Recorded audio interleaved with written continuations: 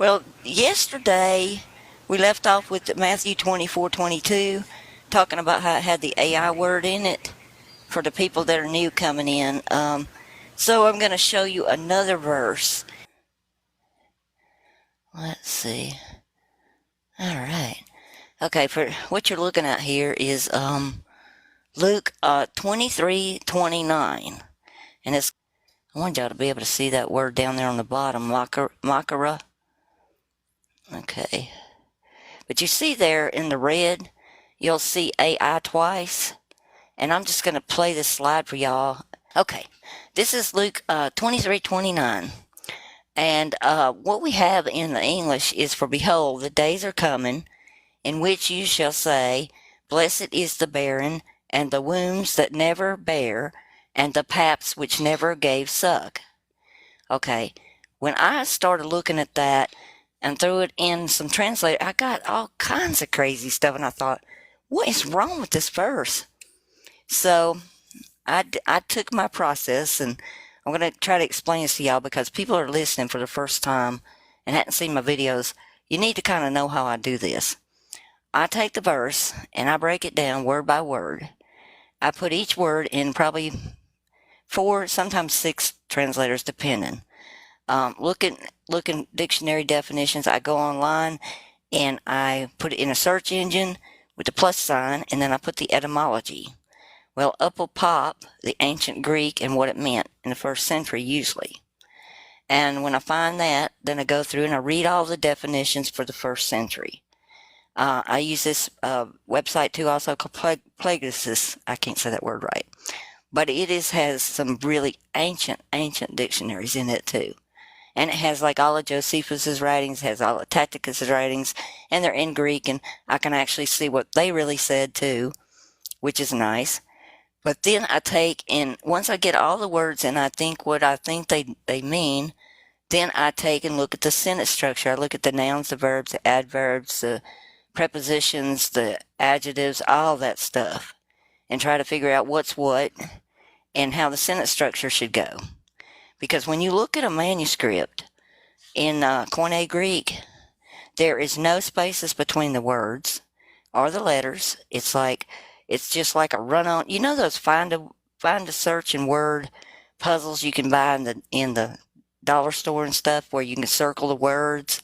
That's what it looks like. It's just straight alphabets, letters all the way, and they're all in capital letters. There's no lowercase, no uppercase. It's all one thing. So first thing you got to do is find all the words. So I find all the words. I try to take what I've got, into the manuscript. Then I look at the manuscript and compare it to what we have in the interlineary, or whatever I got when I pulled it off the interlineary. Then when I think I've got all the words correct, then I go through and see what I think it says. And I'll go down and do what I call a mechanical translation, which is like a super literal, like flat out translation without any major stuff, and kind of try to figure it. And if it doesn't look right still, I'll go back and do the whole process again, because I wanted the truth. And I was out here 10 years doing this stuff, and the last probably 4 dealing with the languages. And I studied 3 languages in school and went to college and studied 2 in college. Then these 2, the Greek and the Hebrew, I learned online on my own. I just bought the textbooks and went and listened to the lessons and followed along and tried to learn. I learned the Hebrew alphabet, then I learned how it worked and everything, then I started doing sentences. Then I studied the Greek and learned how it worked, and I started doing sentences. And I've just been doing sentences for forever. That feels like that's all I do most of the time. And people will write me and they'll say, "Can you check this verse for me?" And I'm like, it can take me a whole day to do one verse. And I haven't done the whole Bible at all. It is vast. It's way too much. But what I got, and particularly, it's like, this is interesting because this plays into today's time. And I didn't even expect to find this here, but it says, "Behold, since the days are coming in which one betroths," and the word is Ai, Makara, which is a daughter of Hades, "the sterile of the sterile and lower region, AI which are not born, and breasts do not give suck. So it's talking about a future event where people will marry AI machines. And the AI could be translated as just the Macarena, I guess. But it's like, it's really weird that we had AI in the other sense. They said they didn't know what it meant, so they didn't translate it. And then here they got it as the. But it was in there twice. And I put it in there to see what it would do. And I'm like, wow. Because a Macara is a daughter of Hades. And in ancient Greek, like in the first century, that's what that would have meant. And a usurin means to, in Hebrew, that's a Hebrew word, means to engage or betroth. So they literally spelled out a Hebrew word in there. And when I went to look, I said, well, are people literally doing this today? Once I found this, I'm like, I want to know if they're doing it today. Oh, yeah, they're doing it. Okay, here's one article. I can't see the date on that one, but it was, I love her and see her as a real human. Meet a man who married an artificial intelligent hologram. I mean, people are doing this stuff. It's crazy. Here's two more articles. There's one of them. The state of the sex pop market, the world's best. You know what's robots and AI? You know what? Doll companies. I don't know if we can say that on here or not. But they literally are selling these. And people are buying them and they're marrying them as a wife. So that's why he was talking about that they're not going to have breasts that give milk and all that because they're robots. Another one. Here's another article. AI groom and U.S. woman create AI bot, marries it and starts a family and calls him the perfect husband. Isn't that wild? I was just blown. I'm like, I never expected to see that. Okay. I had one more. Man marries AI chatbot in virtual wedding after falling in love, engaged AI generated rings at the ceremony. So they literally did AI generated rings. That one, let's see if I can see the date. Yeah, that one was April 5th, 2023. And that was in Times Now online. But there was a whole bunch of them when I found them. This is just a few that I picked offline. So people are literally marrying robots. Oh, here's another one. I didn't know too much. But this other article says, this is from Bloomberg, and it said, we'll be marrying AI robots in no time. And that one was June 14th, 2022. Isn't that wild?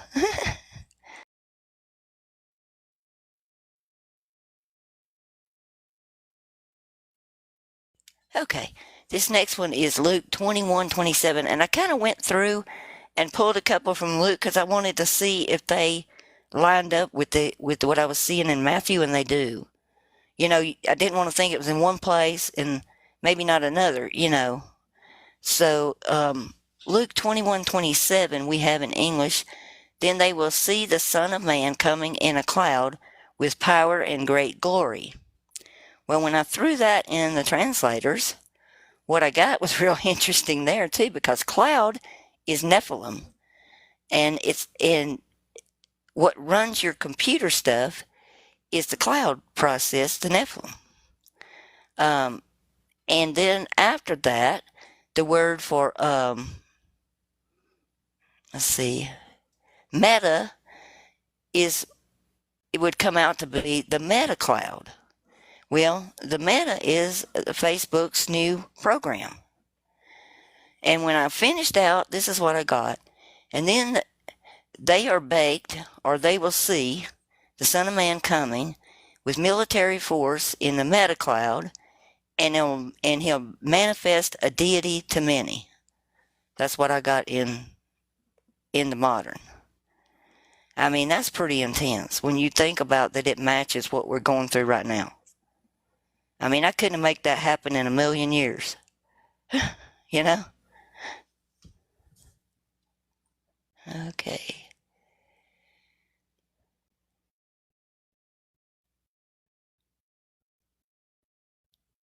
Oh, and they had that word wrong too. They had the wrong word in there on I wish these numbers weren't so tiny. It's G 3705, I think, and it is incorrect in the Strongs. It was not the same word. And I had to look for that one real hard.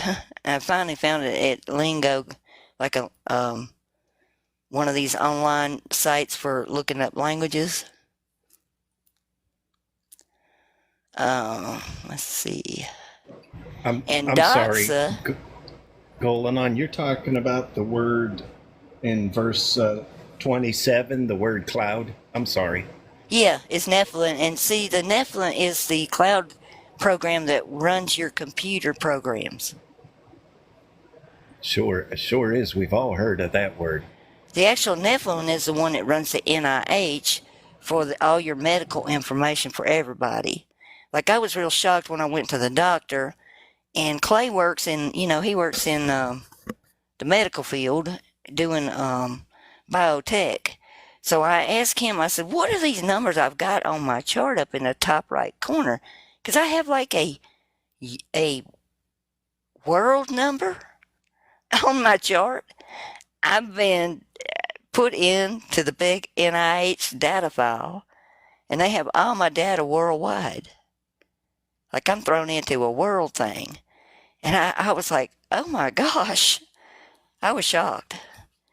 And I wouldn't have, if I hadn't been an RN and used to work, I got sick and had to go on disability. So it's like, I haven't worked in several years, and it's like, I worked 17 years in trauma and ICU. I wasn't like, some low end, uh, person within the hospital. And I was pretty up on all the stuff they did. And when I saw that on that paperwork, I was like, what is this?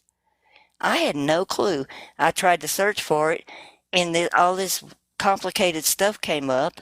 So I took it to Clay. I was like, "Well, Clay, you work in this. You're the big computer guy.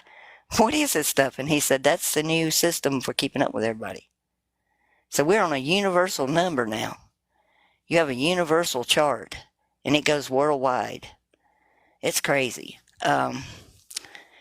But the doxa that's in this verse is actually can mean, in the plural like it is, can mean the manifestation of a deity to a person. That's how I came up with that. So I wanted y'all to know how I came up with the doxa, because I think it meant that it's going to manifest to people. Alrighty. Let's see. And that's just talking about how this is talking about the matrix and mathematical power. I had to look all that up to see what that word meant.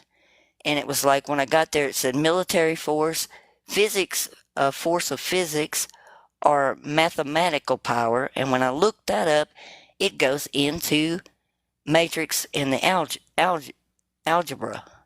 I'm like, oh my gosh.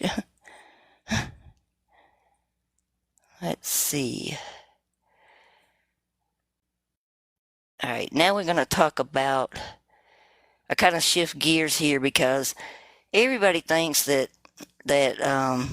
Jesus just came for 1% of the population. And this is not true. This is just a really bad thing they've done. I mean, when you look at John 1:10, y'all need to really mark this one in your Bible so you remember this. It's like, we're going to talk about the context.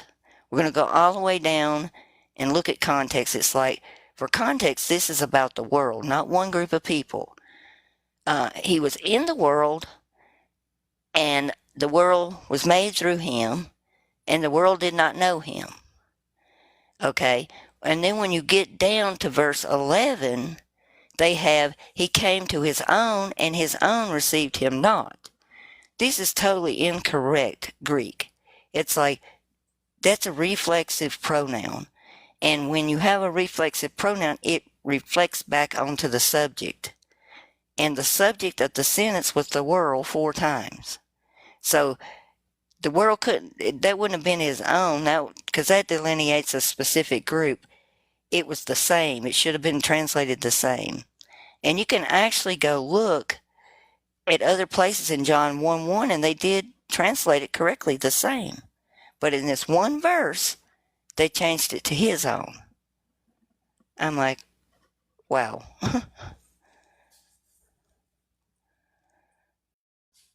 My program's wanting to hang up for some reason, guys. I guess we are under attack so today. So many questions. I'm sorry. So the words his own in verse 11 should actually say world. He came unto the world. Or the same. It's a pronoun, so it would have been it would have been the same. Wow. You know, because it's reflecting back on that subject matter. Yes. How many times I've read this verse and just changing a few words really that's pretty wild. That's awesome. Think about the elephant here that I've got in the picture. It's like if you looked at the ear, you might say, oh, it's a butterfly. If you looked at the trunk, you might say, oh, it's a garden hose. Or if you looked at, I don't know, you look at the side of it, you might say it's a billboard. You know, it's like, but when you put the whole thing together, you can see the whole picture. And that's why I talk about context here. I want to read this with the whole context. And then you can really tell it. John 1:9. The true light that enlightens everyone was coming into the world. For context, it's the first time he said world. He was in the world, second time. The world, third time, through him was made. Fourth time, the world did not know him. Okay. To them the same he came, and these the same received him not. But to as many as received him, to them he gave the right to become God's children. To those that believed in his name, who were not born of blood, and that means of race or DNA, nor of the will of the flesh, nor of the will of man, but of God. Now, you've got confirmation there when he says not of the blood. Because if it were blood, he would have said, only those of the blood of Israel, because that's your DNA. That's your, that would say who it was, But they've done this over and over in the New Testament, and it makes me so mad because most people will never catch it. And they use it to promote an agenda. That's just the same thing over. I just made that meme for people to copy if they wanted to share this.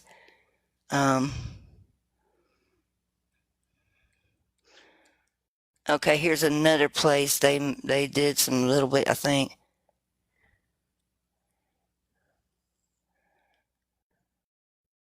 I don't know. I think they knew he was not the Christ. Because in John 7:27 through 31, listen to this. However, we know where this man comes from, but when the Christ comes, no one will know where he comes from. You both know me and know where I was sent from. I have not come from myself, but he who has sent me is true, whom you do not know. I know him because I am from him, and he sent me. And they sought therefore to take him, but no one laid a hand on him because his hour had not yet come. But the multitude of the many that believed in him, they said, when the Christ comes, he won't do more signs than those which this man has done, will he? See, they knew he wasn't the Christ. It's in the text. Yeah. What verses? I'm sorry to interrupt. What verses is that again? I always forget where that is. That's John 7:27 through 31. All right, thank you. Yeah. Go. But see, if they were saying when the Christ comes, they knew he wasn't the Christ. It's like some of these things are just so simple, but we read right over them because of what we've been indoctrinated to believe.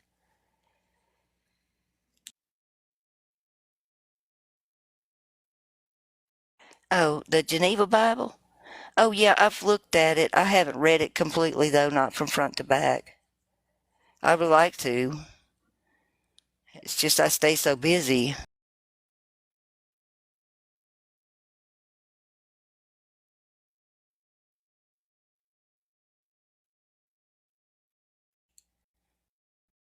Okay, and here's another place we got a problem.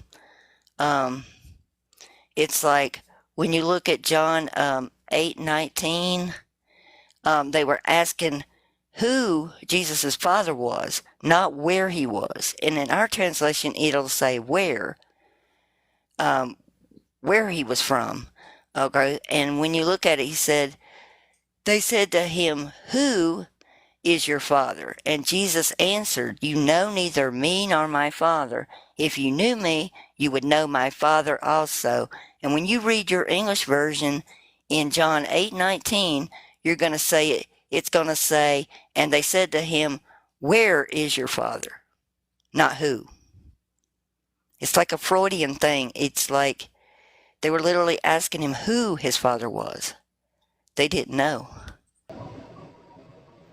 I think you pretty much said This it. is why I tell people they need to learn Greek, because you can find these mistakes and go, "Ooh," because I know I don't have them all. I know there's no way.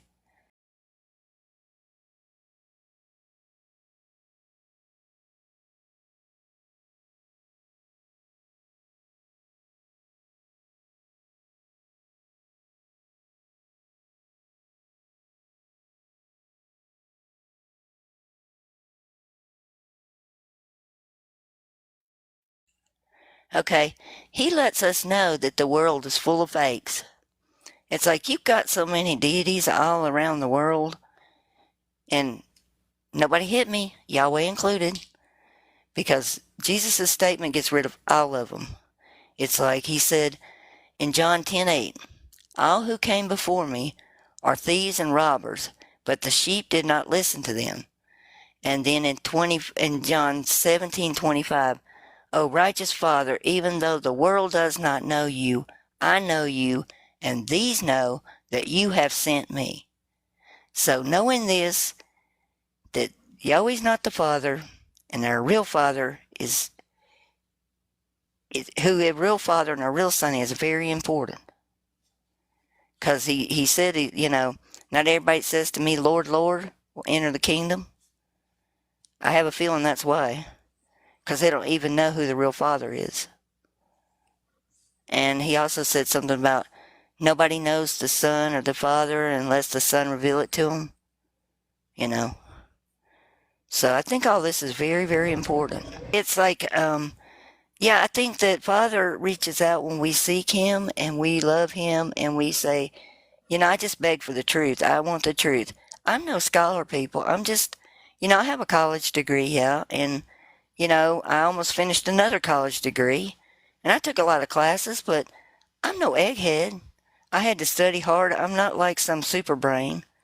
This came from prayer and just sitting there, and I'll get a verse in my head, and I'll say, "There's something wrong with this verse."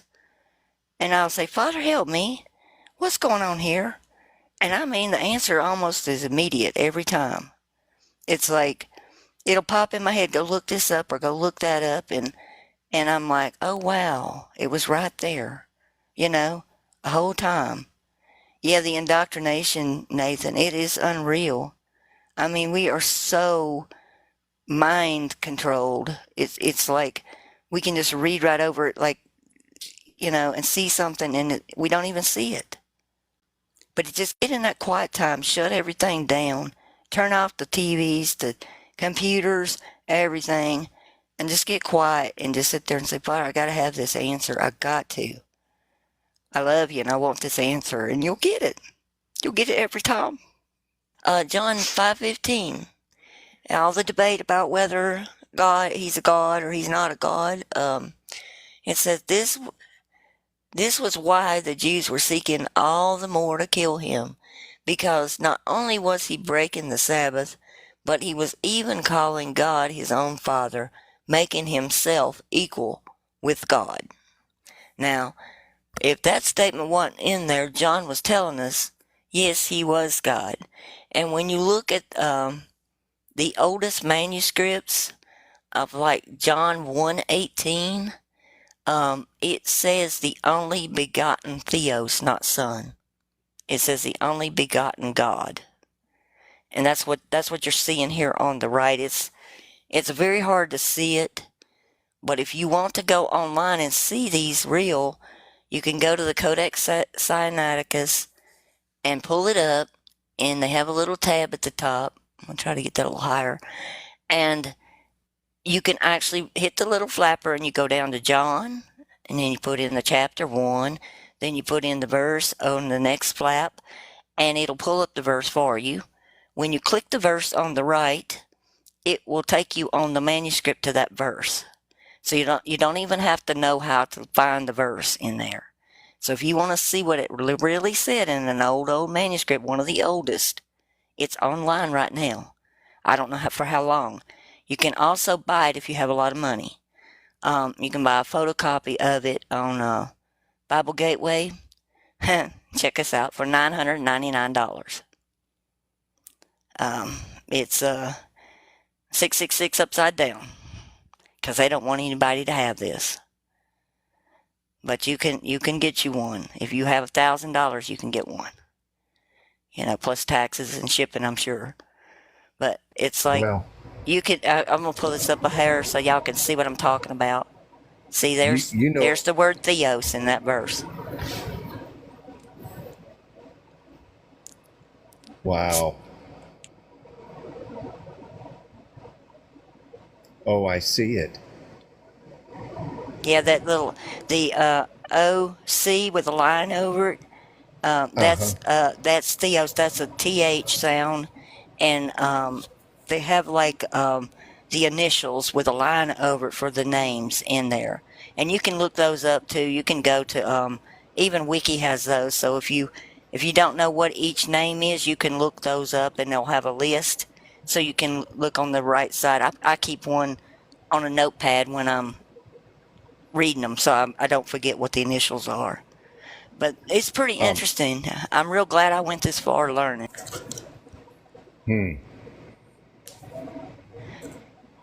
Okay, here's another way we know. Looking at John 9, 32 and 33. Since the world began, was it not heard that any man opened the eyes of one that was born blind?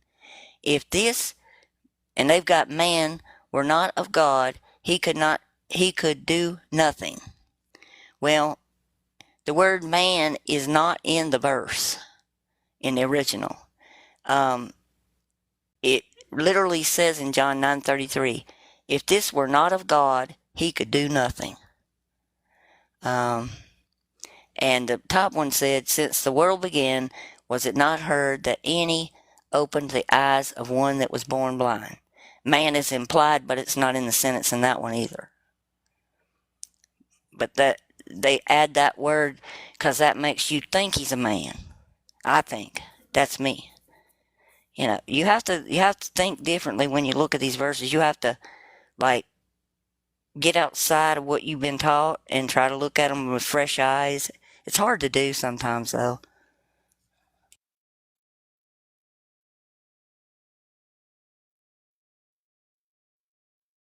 Okay, we're back in Matthew now. I was a little side note because I wanted y'all to know that I felt like that he was God, and that they had done a number on a lot of this stuff, not just this chapter, Let's see. All right, this is Matthew 24:9. We have in the English, then shall they deliver you up to be afflicted, and shall kill you, and you shall be hated of all the nations for my name's sake. Okay, you can see up there at the top, right after that namesake, see all those little G's and stuff? Look how many stacked up right there. Sometimes they do that, and when you see that in the Strongs, or in the verses like that, check them careful, because a lot of times they're missing words, or words were just not translated. Just a FYI. What I got, using obsolete terms, what this said, and these are old terms, it says, then because they give a medicine to cause a constriction of the vessels or to afflict, and shall unalive you, and you shall be hated by all the nations by means of my name. And that's using the obsolete terms. Now, if you don't use them, you get, then because they give affliction or hardship, and shall unalive you, and you shall be hated by all the nations by means of my name. And see, I can't pronounce it. I told you I'm terrible. Thypsis is an obsolete term now, and it means to compress or constrict the blood vessels and cause an external cause, like a hardship or on the vessels. And I thought that was interesting because we've seen so many people have, heart issues and stuff lately. And I got to be careful what I say because of the algorithms.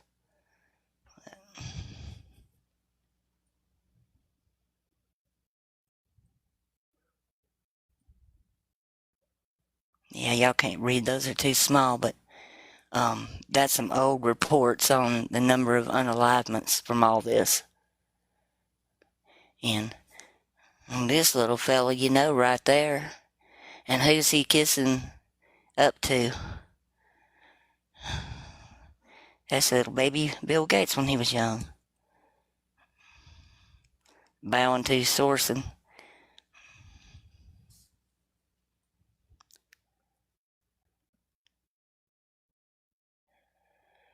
Okay, and the next one wasn't too bad. What I got in it was Matthew 24:10. And then many are scandalized or put in a snare, and they deliver one another, and they are hate one another. So that's pretty similar to what we have in the regular English. 11. It says, and that's pretty straightforward too. It says, and many false prophets arise and mislead or deceive many. But one thing to note about that is when they say it, when it's of time, it's for a long time. It's like this goes on for a while. And I believe that was, it is in the plural, so that would apply. All right, 11 and 12. And because of iniquity shall abound, the love of many shall wax cold. Okay, what I got in the mechanical was after these multiply lawlessness, a lack of law and order, or anarchy. not like did that not click over? Yeah, I did. Okay. It's not necessarily the law as in the book of the law. It's an anarchy type situation, a lack of law and order. Because another word you could substitute that when I looked it up was anarchy. And the love of many will blow cold. And it's like, I think we're seeing that right now. I mean, I don't know what y'all think, but I think we're already seeing that.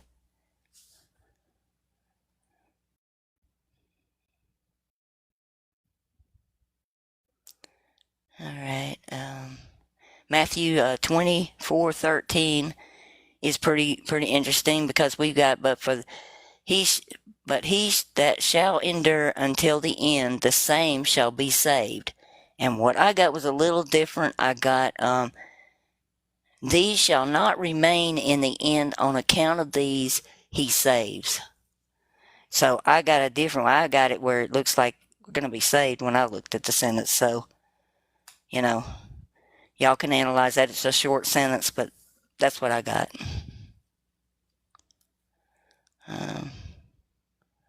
And then 13, it says, and you shall be hated of all men for my name's sake, but he that shall endure until the end, the same shall be saved. And see, they translated that pronoun right that time, the same.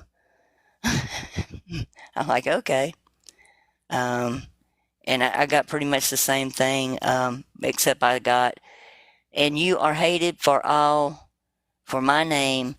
Um, they will not remain in the end on account of this, he saves. So it's pretty similar.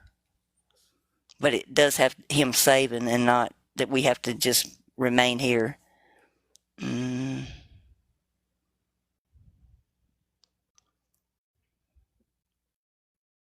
And this one's interesting. This one's real interesting.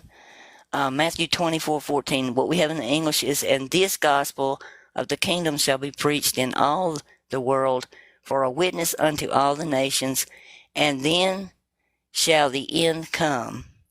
And what I got when I looked at it was, and this is the good news, or the good angel is declared in all the kingdoms of the world upon martyrdom everywhere by ethnicity, and then comes the end. It's going to be some kind of problem with between the races or the ethnics, like, and I think we're pretty much seeing that already too.